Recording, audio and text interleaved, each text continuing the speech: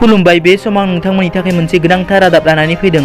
रीनामणि सयकियाया 1 बोसोर SLE बेरामजों गोब्राबै भुगिनांना गुवाहाटी CMCHआव फाहामथाय लागासिनो दं। रां आरो थैनि अनसुंथाइनि गोनांथि।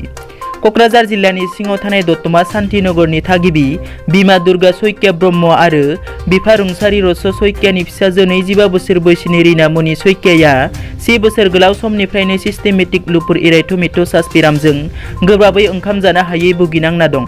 दा रीनामणि सयकियाखौ गुवाहाटीनि GMCH देहा फाहामसालियाव नेफ्रल'जी डिपार्टमेन्टआव फाहामथाय होगासिनो दं। बेरामिनि हालोदा ओंखाम जानो हायै आरो थैनिबो गोनांथि जानानै दं। गोबाव समनिफ्रायनो नखरा फाहामथाय होबोबाय थानायनि जाउनाव नखरनि रांखावरि हालोदा लोरबां जालांबाय।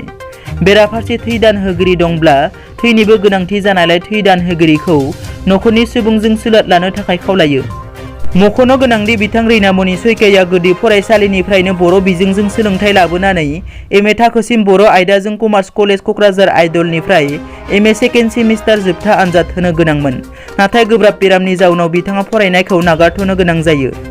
बेनिखायनो अनफावरि गोसोनि सुबुंफोरा बिथांनि जिउखौ बुहुमाव लाखिनायाव हेफाजाब होनो एबा मदद होफानो थाखाय बिथांनि बेंक एकाउन्ट हल्डारनि मुं Rinamoni Saikia, account number 32530134965, IFSC code SBIN 00001119 आव अनसुंथाइनि रांखौ हरनो हागोन आरो लोगोसे बेरामनि सोमोन्दो खौरां लाहरनो थाखाय जानबुं अनजिमा 8134001331 आव सुलाद लानो हागोन।